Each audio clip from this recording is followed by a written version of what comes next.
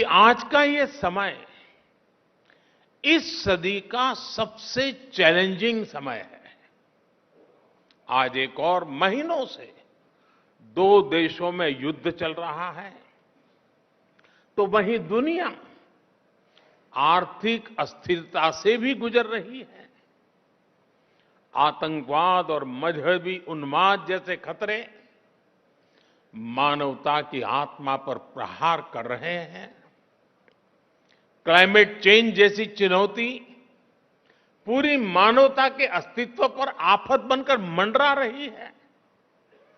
Glaciers पिघल रहे हैं, इकोलॉजी नष्ट हो रही है, प्रजातियां विलुप्त हो रही हैं। लेकिन इस सब के बीच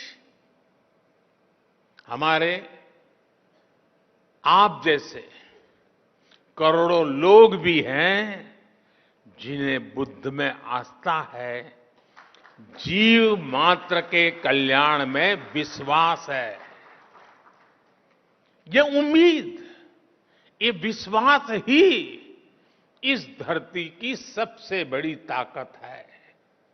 जब ये उम्मीद एकजुट होगी तो बुद्ध का धम्म विश्व की धारणा बन जाएगा, बुद्ध का बोध मानवता का विश्वास बन जाएगा। साथियों, आधुनिक विश्व की ऐसी कोई समस्या नहीं है जिसका समाधान सैकड़ों वर्ष पहले बुद्ध के उपदेशों में हमें प्राप्त न हुआ हो।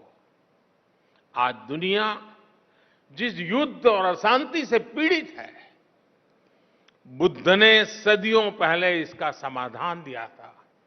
बुद्ध ने कहा था, जयन वेरन पसवती, जयन वेरन पसवती, दुखन सेति पराजितो, उपसंतो सुखन्न सेति, हित्व जय पराजय।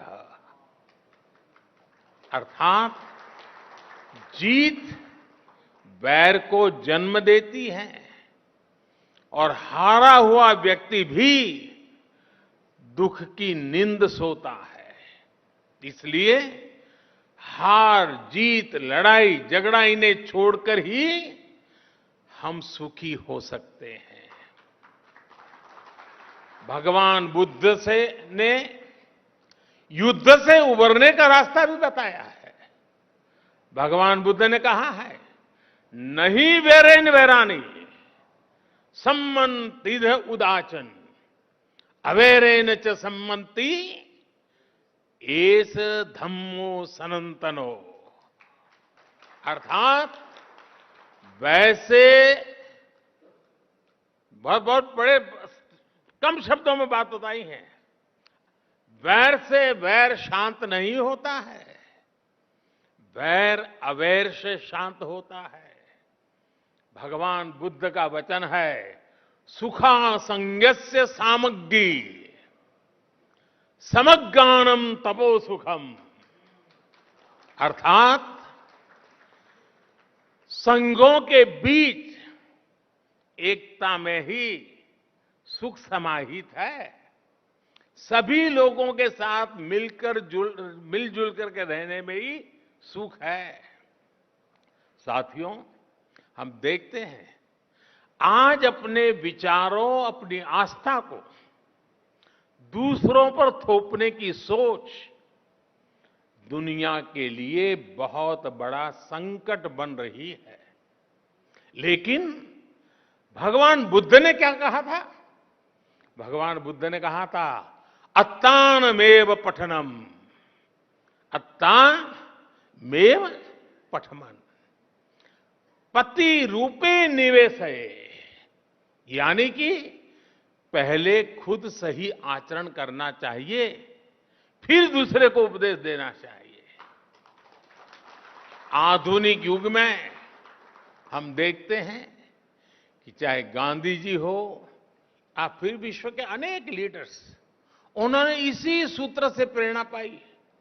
लेकिन हमें याद रखना है, बुद्ध सिर्फ इतने पर ही नहीं रुके थे। उन्होंने एक कदम आगे बढ़कर कहा था, अप्पदीपो भवः। यानी ये जो आगे का वाक्य है वही तो सबसे बड़ा आधार है, अप्पदीपो भवः। यानी अपना प्रकाश स्वयं बनो। आज अनेकों सवालों का उत्तर भगवान बुद्ध के इस उपदेश में ही समाहित है। इसलिए कुछ साल पहले संयुक्त राष्ट्र में मैंने गर्व के साथ कहा था कि भारत ने दुनिया को युद्ध नहीं, बुद्ध दिए हैं।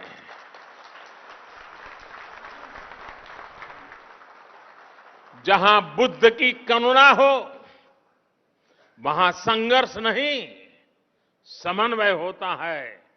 अशांति नहीं, शांति होती है। साथियों, बुद्ध का मार्ग भविष्य का मार्ग है, सस्टेनेबिलिटी का मार्ग है। अगर विश्व बुद्ध की सीखों पर चला होता तो क्लाइमेट चेंज जैसा संकट भी हमारे सामने नहीं आता। ये संकट इसलिए आया क्योंकि पिछली शताब्दी में एक देशों ने और कुछ देशों ने दूसरों के बारे में, आने वाली पीढ़ियों के बारे में सोचना ही बंद कर दिया। दशकों तक वो ये सोचते रहे कि प्रकृति से इस छेड़छाड़ का प्रभाव उनके ऊपर नहीं आएगा। वो देश इसे दूसरों के ऊपर ही डालते रहे। लेकिन भगवान बुद्ध ने धम्म पद में स्पष्ट रूप से कहा है कि जैसे बूंद बूंद पानी से घड़ा भर जाता है, वैसे ही लगातार की हुई गलतियां विनाश का कारण बन जाती है। मानवता को इस तरह सतर्क करने के बाद बुद्ध ने यह भी कहा कि अगर हम गलतियों को सुधारें, लगातार अच्छे काम करें, तो समस्याओं के समाधान भी मिलते हैं। माव मय्येथ पुण्यस, माव मय्येथ पुण्यस न मन तन आगमिष्यति उद बिंदु निपाते न उद कुंभोपि पुरति धीरो पुरति पुण्यस थोकम थोकमपि आचिनन। अर्थात किसी कर्म का फल मेरे पास नहीं आएगा, ये सोचकर पुण्य कर्म की अवहेलना न करें। बूंद बूंद पानी गिरने से घड़ा भर जाता है, ऐसे ही थोड़ा थोड़ा संचय करता हुआ धीर व्यक्ति पुण्य से भर जाता है।